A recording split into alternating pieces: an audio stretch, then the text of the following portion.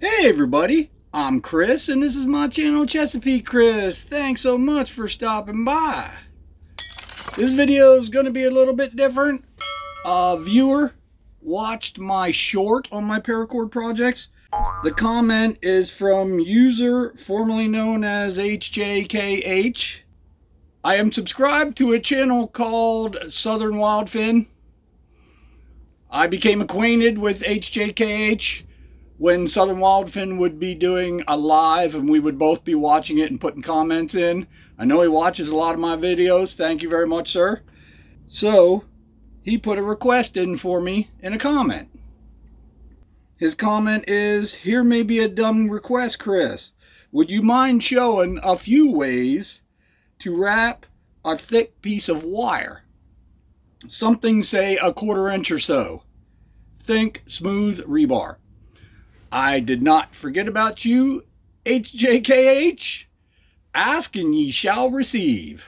So, this video, I'm going to show you a couple ways to wrap round cylinder handle type objects or whatever with paracord. There's really only two good ways that I know of. So, I'm going to show you both of them. They have their pros and cons depending on what you're wrapping. So here you go, HJKH. This one's for you. If you all want to see how this is done, please stick around.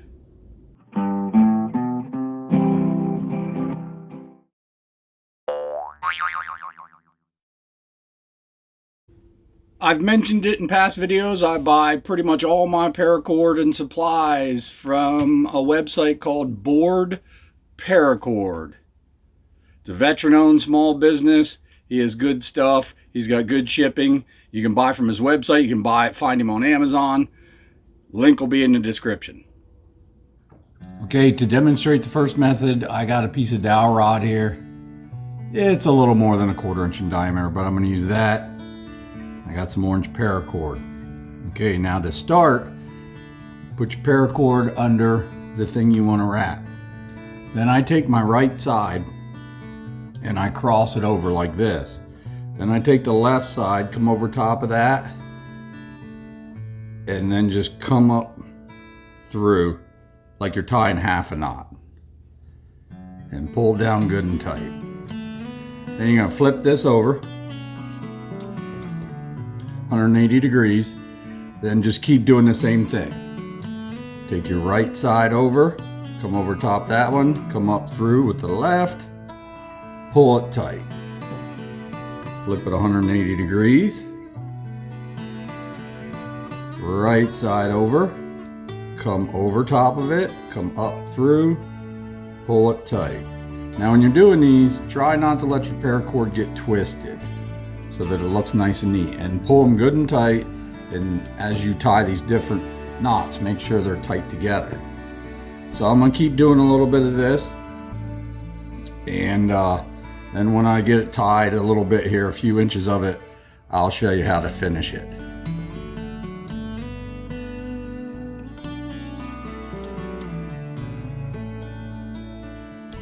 And if you want it to be a nice symmetric pattern, like I said, make sure you keep your things all compressed together, and make sure your knots are kind of all lining up. Don't let them spiral down. And you should end up with a nice symmetric pattern if you do it right. Should look pretty good. Now let me show you how to finish this. Because I did a lot of paracord projects, I got a lot of nice tools. Like I have really good scissors for cutting the paracord. I have one of the butane lighters that worked very well, refillable. I have a finishing tool, which I don't use too much. But you don't really need any of that fancy stuff. It does help to have a good pair of scissors. But all you really got to do when you finish this is first you're going to cut, after you get it as long as you want, you're going to cut this piece, you're going to cut the paracord off pretty short. Like so. Then you can actually use a plain old lighter. And what you're going to do is you're going to heat that end so that it melts. And the trick with the lighter is when you light the lighter, try to put the paracord down in the blue section of the flame, not up at the yellow part. That will melt it much better, and hopefully it won't blacken when you melt it. Let me see if I can do this. And I'm going to show you how you finish this.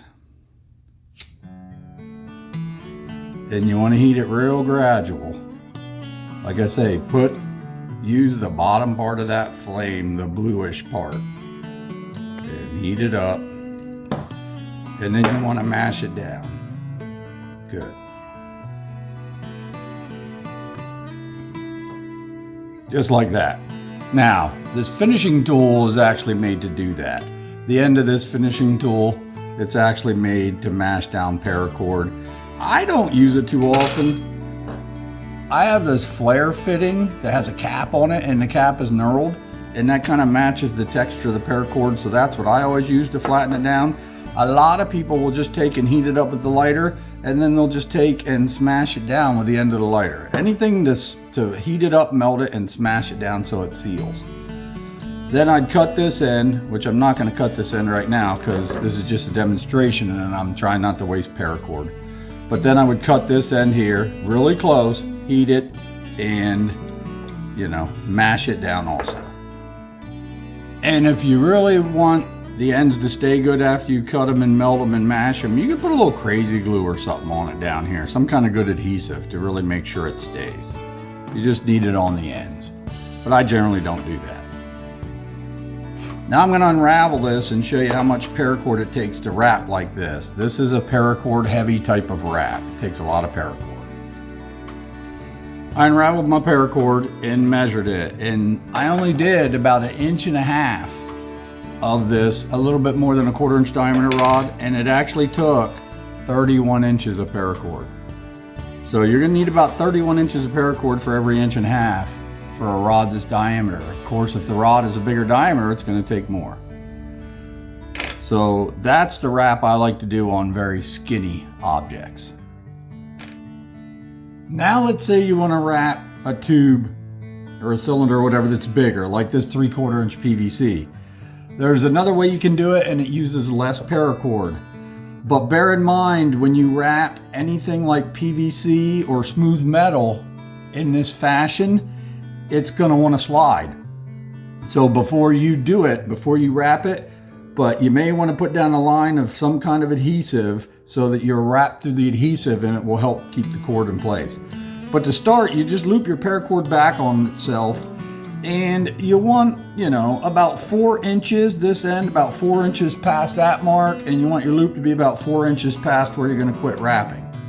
So you're going to take your paracord, and you're going to grab it here, and you're going to put your thumb about where you want the wrap to start on your tube that you're going to wrap. This one, do that. Then you want to come around the tube and the other piece of paracord, and you want to cross over and lock that down. And then you're just going to keep wrapping as tight as you can.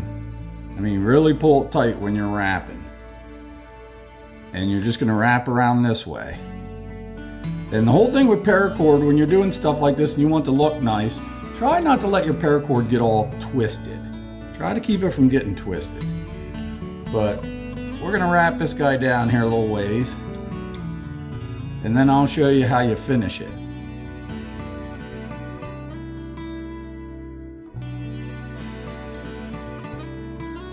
Okay.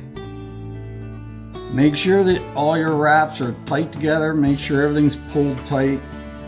Push them together like that. Now, to finish this, and since this is just demonstration, I didn't want to cut my paracord and waste it. Now what you do is, this end would normally be cut here, but it doesn't matter. You slip it through that loop you left there, just like that.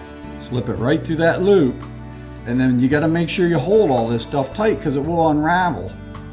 And then you start to pull this end down here, and it should pull hard, as it's going to pull down, and it's going to lock this end in place.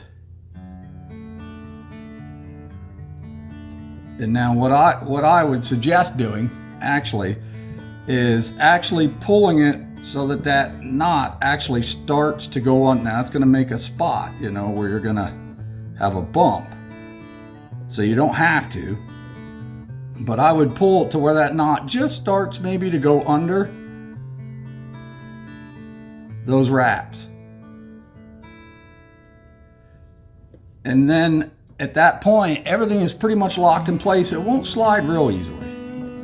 And then it's the same old, just like the last method. I'm gonna cut this guy off really short. Well, I'm not really gonna do it because, like I said, paracord can get expensive. I don't want to waste it. But I'll cut this end off. So I'm gonna cut that end off. I'm gonna take my lighter. I'm gonna heat that end so it melts. Being careful not to melt all the paracord or the pipe or whatever. Just gradually heat it up. Let it heat up and melt. And then I'm gonna use my smoothing tool this time and I'm gonna mash it down. And then I would do the same thing on this end. I would cut it, melt it, and mash it down. But that's another way you can do it. It doesn't use quite as much paracord.